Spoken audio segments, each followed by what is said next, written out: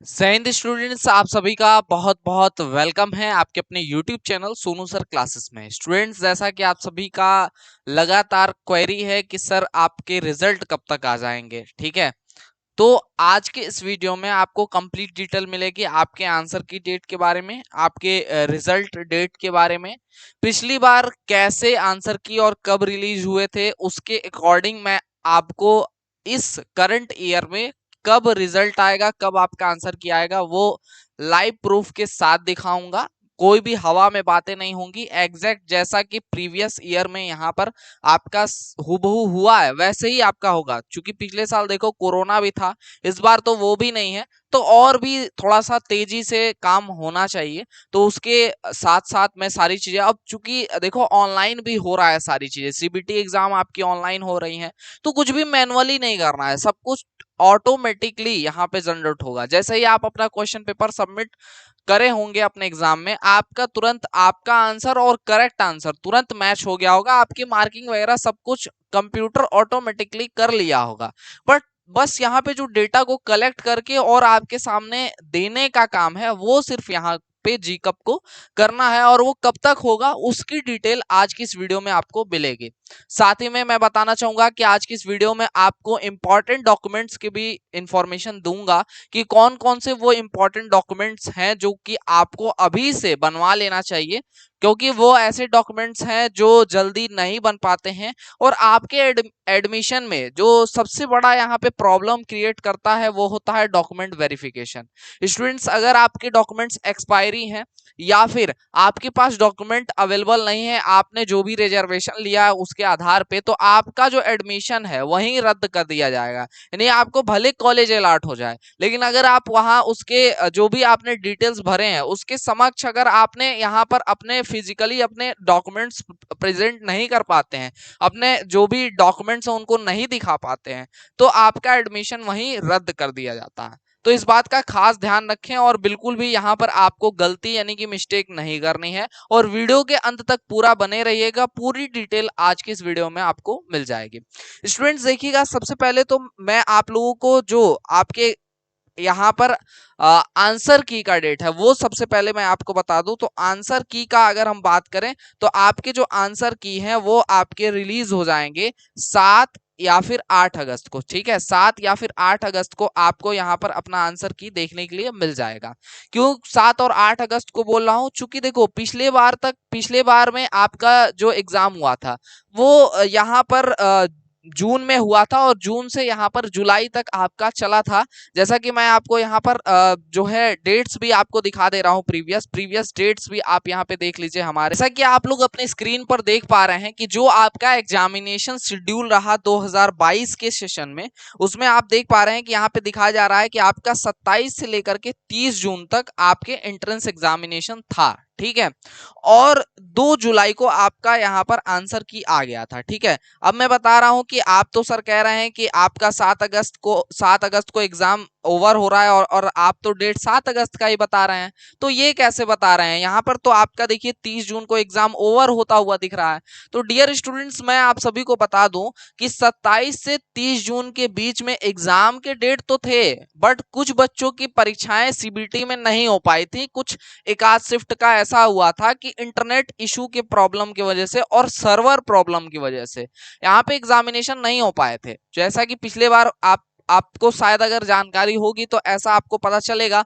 और सीबीटी अभी ज्यादा टाइम नहीं हुआ था कराते हुए जीकप को, तो प्रॉब्लम उनको फेस करना पड़ रहा था इस केस में, है ना।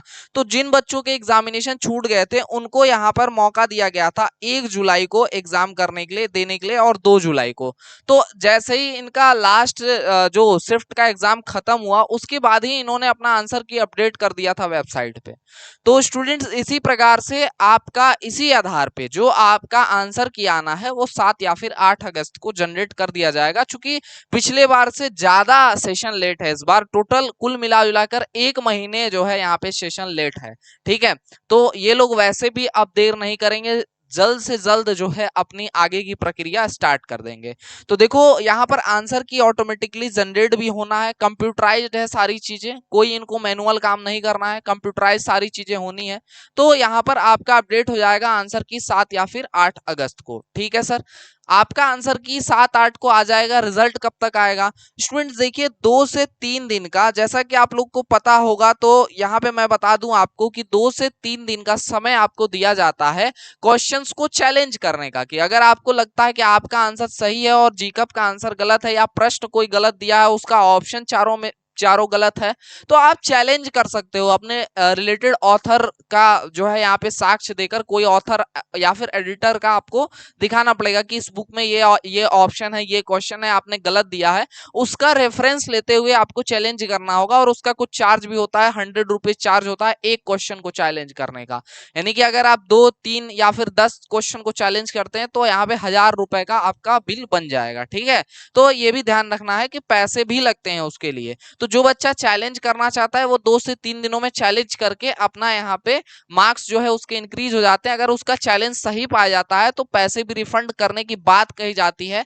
हालांकि आज तक मुझे ऐसा कहीं दिखा नहीं है, ठीक है, रिफंड होने वाला चांस। ठीक है, तो ये बात आपको ध्यान रखना है। बाकी आपकी मर्जी है, आपका रिजल्ट आएगा तो आपका आंसर की आएगी, तो आपकी इच्छा होगी तो कर भी सकते हैं, नहीं चाहेंगे तो नहीं भी कर सकते हैं। ठीक है, तो यहाँ पर आंसर की आपका अपडेट कर दिया जाएगा। आंसर की से 2 से 3 दिन बाद आपके रिजल्ट भी अपडेट कर दिए जाएंगे। यानी रिजल्ट मान के चलो आपका जो है 15 अगस्त के पहले किसी भी हाल में आपका यहाँ पे आ जाएगा। यानी बिफोर 15 अगस्त जो है यहाँ पे आपका आपका जो है यहाँ पे रिजल्ट भी आ जाएगा। तो ये आपका जो है रिजल्ट डेट यहाँ पे होने वाला है। ठीक है, चलिए सर, रिजल्ट डेट पता चल गया आपको, आंसर की डेट पता चल गया।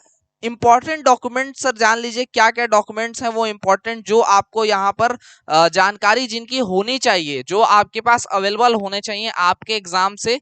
आपके काउंसलिंग जो यहाँ पर प्रोसेस स्टार्ट होगा, है ना, काउंसलिंग प्रोसेस स्टार्ट होने से पहले आप अवेलेबल करा लीजिए, क्योंकि काउंसलिंग में ही एक प्रोसेस होता है जो कि कंटिन्यूअसली चलता है। आज आपको कॉलेज अलॉटमेंट मिल गया, कॉलेज अलॉट हो गया, आज से ही या फिर कल से आपका डॉक्यूमेंट वेरिफिकेशन का काम चालू हो जाएगा, जिसमें आपके ओरिजिनल के जितने भी ओरिजिनल के साथ साथ फोटोकॉपी भी आपसे मंगाया जाएगा, और ओरिजिनल सभी सर्टिफिकेट्स की जांच की जाएगी आपकी, है ना।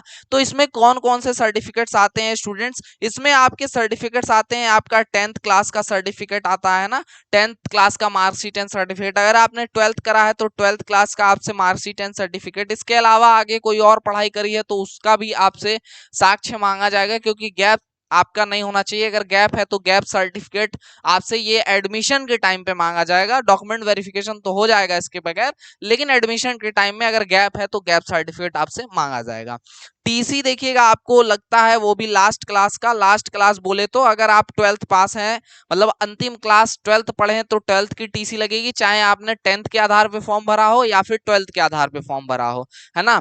तो ये लास्ट क्लास की आपको टीसी लगेगी। टीसी अगर आपने लास्ट बार यहाँ पे आईटीआई पूरा किया है तो आईटीआई की देनी पड़ेगी, बीए किया है तो बीए की देनी पड़ेगी, बीएससी किया है तो बीएससी की देनी पड़ेगी। यानी अंतिम क्लास की टीसी अवेलेबल होती है, मतलब अंतिम क्लास की टीसी ही मान्य होता है यहाँ पे। ठीक है, तो ये आपको यहाँ पर देना पड़ता है। इसके साथ आपको अपना रिजर्वेशन सर्टिफिकेट बहुत मुख्य रोल आपके एडमिशन में प्ले करता है। अगर रिजर्वेशन सर्टिफिकेट में अगर आपने चूक कर दी, गलती कर दी, तो स्टूडेंट्स आपका यहाँ पे एडमिशन 100% कैंसिल हो जाएगा। स्टूडेंट्स अगर हम बात करें रिजर्वेशन सर्टिफिकेट की, तो इसमें आता है आपका ओबीसी, एससी, एसटी, ईडब्ल्यूएस। ठीक है, इसके अलावा आपका बहुत सारे बच्चे हैंडीकैप्ड वगैरह सिलेक्ट करते हैं, तो हैंडीकैप्ड, ठीक है, हैंडीकैप्ड वगैरह अगर आप सिलेक्ट कर रहे हैं तो यहाँ पे पीएच करके आता है हैंडीकैप्ड। मिलिट्री पर्सन सिलेक्ट कर रहे हैं तो मिलिट्री पर्सन। मिलिट्री पर्सन के अलावा आप यहाँ पे अन्य कोई भी रिजर्वेशन आप सिलेक्ट करते हैं, है ना, तो उसका आपके पास लेटेस्ट यहाँ पर रिजर्वेशन सर्टिफिकेट होना चाहिए, है ना। ये आपका लेटेस्ट होना चाहिए, इस बात का ध्यान रखिएगा। आप किससे जो है यहाँ पे लेटेस्ट सर्टिफिकेट जो है मांगा जाता है, पुराना ये मान्य नहीं करते हैं, चूंकि बहुत हेर फेर होता है आज के समय में। तो आपको सलाह दी जाती है कि नवीनतम यानी कि आपको नए से नया जो है सर्टिफिकेट यहाँ पर प्रस्तुत करने के लिए जो है यहाँ पे सलाह दी जाती है। तो अगर आपका बहुत पुराना है या फिर एक बार एक्सपायरी चेक कर लेना, चूंकि ओबीसी वालों का जो कास्ट सर्टिफिकेट होता है वो इनकम के आधार पे बनता है, तो यहाँ पे 3 वर्ष से ज्यादा पुराना अगर ओबीसी सर्टिफिकेट है तो वो मान्य नहीं होता, आपको नया बनवाना पड़ता है उसको, है ना।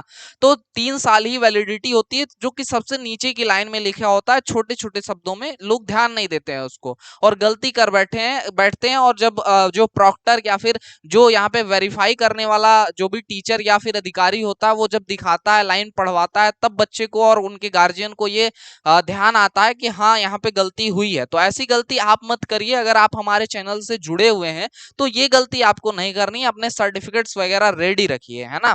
तो ये आपको OBC, SC, ST, EWS, handicapped, military person से रिलेटेड कोई भी आपने रिजर्वेशन भरा है तो ये सर्टिफिकेट आपके पास होना चाहिए। साथ में देखो स्टूडेंट, एडमिट कार्ड अपना रख लेना। ये नहीं कि एडमिट कार्ड यहाँ पे देखो दोबारा डाउनलोड नहीं हो पा रहा है बच्चों का एडमिट कार्ड, है ना। तो एडमिट कार्ड ये नहीं एग्जाम हो गया तो फेंक फाक दें किनारे और दोबारा कभी काम नहीं लगने वाला है। स्टूडेंट देखो, वेरिफिकेशन में भी आपसे एडमिट कार्ड मांगा जाएगा और आपसे एडमिशन के टाइम भी एडमिट कार्ड मांगा जाएगा। तो यूं नहीं कि वेरिफिकेशन कराने जा रहे हैं तो फोटोकॉपी की जगह पे लाओ हम अपना जो है एडमिट कार्ड वे जमा करते हैं, ऐसा नहीं करना है वेरिफिकेशन में आपको, है ना। अपना उसका 2-4 फोटोकॉपी बना के रखिए, एक अपने पास हमेशा रखिए।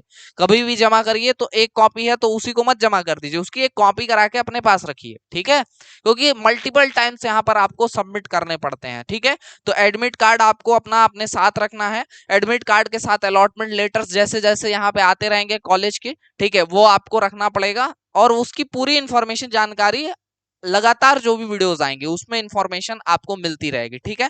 तो ये जो मेन आपके सर्टिफिकेट्स हैं जिनके वजह से आपको प्रॉब्लम हो सकती है, ठीक है, ये वो प्रॉब्लम क्रिएट करने वाले सर्टिफिकेट्स हैं जो आप रेडी रखिए, इसमें गलती मत करिए, ठीक है। इसके अलावा अन्य जो छोटे मोटे सर्टिफिकेट्स हैं जो ऑन द स्पॉट आप ले सकते हैं, रख सकते हैं अपने पास, जैसे कि आधार वगैरह है, ये सब आप अपने साथ जो करेक्ट इंफॉर्मेशन के साथ रखिए। लाइक जैसे अगर आपका डीओवी वगैरह या नाम में कोई या फादर्स नेम में कोई भी मिस्टेक है तो उसको आप करेक्ट करा लीजिए, उसको सही करा लीजिए, है ना। नहीं तो प्रॉब्लम आपको क्रिएट हो सकता है, ठीक है। या इसके अलावा आधार कार्ड के अलावा कोई और आईडी है तो उसको आप रिप्रेजेंट करिए वहां, चूंकि एक फोटो आईडी आपसे मांगी जाती है, ठीक है। तो ये आपको करना है। इसके अलावा आपको डोमिसाइल सर्टिफिकेट यानी निवास प्रमाण पत्र तैयार रखना है, ठीक है। अच्छा, इसमें ध्यान दीजिएगा, वो बच्चे जो मान लो यूपी से बाहर के हैं, जो बच्चे यूपी से बाहर के हैं वो सोचेंगे कि हमें कोई सर्टिफिकेट नहीं देना है। तो दोस्त देखो, आपको भी सारे सर्टिफिकेट्स देने हैं जो भी देना है ना। आप जिस भी राज्य के हो तो उस राज्य का तो दिखाओगे ना कि हाँ हम इस राज्य से हैं, ठीक है। तो जिस राज्य से हैं आप उस राज्य का तो आप दिखाओगे ना। तो उस राज्य का दिखाने के लिए सर्टिफिकेट चाहिए, वो सर्टिफिकेट्स आपके पास होने चाहिए। तो ये सर्टिफिकेट्स आपके पास भी उपलब्ध होने चाहिए, तो इसमें आप गलती मत करना। बात समझ में आ रही है। तो डोमिसाइल सर्टिफिकेट और कास्ट वगैरह जो भी अगर आपने रिजर्वेशन भरा है उसको तैयार आपको रखना है। साथ में मैं बताना चाहूंगा कि देखो, काउंसलिंग से रिलेटेड सारी डिटेल बाय डिटेल जितनी आपकी एक एक चीज जो है यहाँ पर जो भी यहाँ पर अंदर तक जो भी नॉलेज होगी वो मैं आपको यहाँ पर दूंगा वीडियोस के माध्यम से, कि काउंसलिंग में चॉइस फिलिंग कैसे करनी है, ओआरसीआर एनालिसिस कैसे करते हैं, आप अपने रैंक के अनुसार कॉलेज कैसे छांट सकते हैं, ये पूरी इंफॉर्मेशन आपको मिलेगी। कॉलेज अलॉटमेंट होगा तो फिर वेरिफिकेशन के लिए कहाँ जाना है, क्या क्या सर्टिफिकेट लेके जाना है, उस समय जो भी अपडेटेड इंस्ट्रक्शंस होंगे वो सारी वीडियोस इस प्लेटफॉर्म पे आपको मिल जाएंगे। इसके लिए चाहिए कि आप सभी चैनल को सब्सक्राइब करके रखें, नोटिफिकेशन बेल को प्रेस करके ऑल पे सिलेक्ट कर दे, ताकि कोई वीडियो अपडेट आए तो उसकी इन्फॉर्मेशन सबसे पहले आप तक पहुंचे। साथ में मैं बताना चाहूंगा कि टेलीग्राम ग्रुप को अब तक अगर आपने नहीं ज्वाइन किया है तो उसको जरूर ज्वाइन कर लीजिए, क्योंकि वहां पर सबसे पहले लिंक शेयर की जाती है, तो वहां से आपको सबसे पहले जानकारी मिल जाएगी, ठीक है। और पीडीएफ नोट्स वगैरह कुछ भी अगर आता है तो वहीं पे आपका शेयर किया जाता है, साझा किया जाता है। इंस्ट्रक्शन रिलेटेड कोई भी यहाँ पे आपका पीडीएफ आएगा वो आपका वहीं शेयर किया जाएगा, ठीक है। तो इसके लिए जरूर टेलीग्राम ग्रुप को ज्वाइन कर लीजिएगा। साथ में अगर कोई भी बच्चा, जैसे देखो, जो सीखना चाहता है वो सीख के डेफिनेटली अपना करे, इससे अच्छी बात मेरे लिए कोई और हो ही नहीं सकती कि अगर आप मेरे बताए हुए वीडियो के अनुसार सीख करके एक एक चीजें आप अपने आप से काउंसलिंग कर ले रहे हैं, इससे बेस्ट चीजें और कुछ भी नहीं हो सकती। क्योंकि एक टीचर के लिए इससे अच्छी बात क्या हो सकती है कि उसके द्वारा दी गई जानकारियां सक्सेस हो रही हैं और बच्चे जो है सफल हो रहे हैं उन जानकारी को इकट्ठा करके, इंफॉर्मेशन को इकट्ठा करके। तो आप ऐसा कर सकते हैं तो बहुत अच्छा है, वेरी गुड है। लेकिन जो बच्चे वीडियोस उनको A to Z दे दी जाए, उसके बावजूद भी वो काउंसलिंग करने में असक्षम है, रिस्क नहीं लेना चाहते हैं, या चाहते हैं कि कहीं भी गलती ना हो और फर्स्ट सेकंड थर्ड राउंड में हमको किसी भी हाल में कॉलेज मिल जाए, तो वो हमारे द्वारा अपनी काउंसलिंग करा सकते हैं। इसके लिए 9076929784 पे आप व्हाट्सअप करके जो है काउंसलिंग से रिलेटेड अपने जो है यहाँ पर नाम नोट करा सकते हैं काउंसलिंग करवाने के लिए, ठीक है। और काउंसलिंग की जो फीस है वो फिक्स फीस है, कोई छुपाने वाली बात नहीं है। 300 रुपीज सभी ले रहे हैं, 300 रुपीज ही आपका लगेगा, जिसमें आपको मैं क्या करूंगा, लिस्ट प्रोवाइड कराऊंगा, और उसमें से आप जिन जिन कॉलेज में एक्सेप्ट करोगे उन कॉलेज में आपकी काउंसलिंग कराई जाएगी, आपको सलाह भी दी जाएगी, जो भी जरूरी सलाह होगी उस टाइम वो भी एडवाइस किया जाएगा कि बच्चा देखो ये नहीं, इतना नहीं, ये कॉलेज भरो, ठीक है। चूंकि 3 राउंड की काउंसलिंग में आपका चॉइस फिलिंग मात्र एक बार होना है ना, तो इसमें गलती नहीं होनी चाहिए। पता चले आप गलती से 2-4 कॉलेज भर दिए, आप बाद में पता चला 4 में से आपका कोई कॉलेज नहीं मिला, तो ऐसा भी तो नहीं होना चाहिए। आपको कॉलेज आपको मिलना ही चाहिए, एडमिशन लेना ही है, तो इसके लिए जो है आप इस व्हाट्सएप नंबर को नोट कर लीजिए और इस पे कांटेक्ट करके आप यहाँ पे अपनी काउंसलिंग अगर कराना चाहते हैं तो अपना जो है नाम दर्ज करा सकते हैं, ठीक है। तो देखिएगा यहाँ पे मात्र 300 रुपीज ही फीस आपकी लगनी है। लेकिन फिर से मैं एक बार कह रहा हूँ बात कि जो बच्चा सीखने की ललक रखता है वो हमारे चैनल से एक एक वीडियो देख करके सीख करके अपनी काउंसलिंग सेल्फ कर सकता है ना। और ऐसी गलती मत कराइएगा कि किसी ऐसे व्यक्ति को आप यहाँ पे अपना जो है काउंसलिंग करने के लिए दे दें, जो आपका 1000-2000 चॉइस फिलिंग कर दें। आप भी 1000-2000-400-500 अगर चॉइस फिलिंग करोगे, कॉलेज का नाम भरोगे, है ना, तो डेफिनेटली उसमें आपको कोई ना कोई कॉलेज तो अलॉट हो ही जाएगा। ऐसा जरूर उसमें कोई कॉलेज होगा जिसमें बच्चे नहीं पढ़ना चाहते होंगे, कोई आउट एरिया में होगा, खाने पीने की व्यवस्था नहीं होगी, पानी की व्यवस्था नहीं होगी, ऐसे जरूर बहुत सारे कॉलेज हैं, है ना। और ऐसे में अगर आपका एडमिशन हो जाएगा जहां आप पढ़ ही नहीं सकते हो, तो क्या करोगे ऐसे कॉलेज में एडमिशन लेकर के? या ब्रांच कोई गड़बड़, कोई पेंटिंग टेक्नोलॉजी, कोई केमिकल में आपका करा दिया, तो क्या करोगे ऐसे कॉलेज में जाकर के? तो ऐसी गलती आपको नहीं करनी है कि जो आपको कोई भी कहीं भी कोई भी कॉलेज भर करके और वहां एडमिशन करा के दे रहा है तो वहीं एडमिशन ले लो, ऐसा गलती नहीं करना है ना। सिविल, इलेक्ट्रिकल, मैकेनिकल, सीएस जैसे ब्रांचेज में एडमिशन लीजिए और सही जानकारी के साथ, सही अनुभव के साथ अपनी काउंसलिंग कराइए। इसके लिए आप यहाँ पे कांटेक्ट कर सकते हैं इस नंबर पे और अपनी काउंसलिंग जो है इंश्योर कर सकते हैं। आपके साथ सारी ट्रांसपेरेंसी के साथ जानकारी साझा करते हुए आपकी काउंसलिंग की जाएगी। तो आज के इस वीडियो में बस इतना ही, मिलेंगे किसी अन्य वीडियो लाइव सेशन के साथ। तब तक के लिए जय हिंद, वंदे मातरम। आप सभी स्वस्थ रहें, मस्त रहें।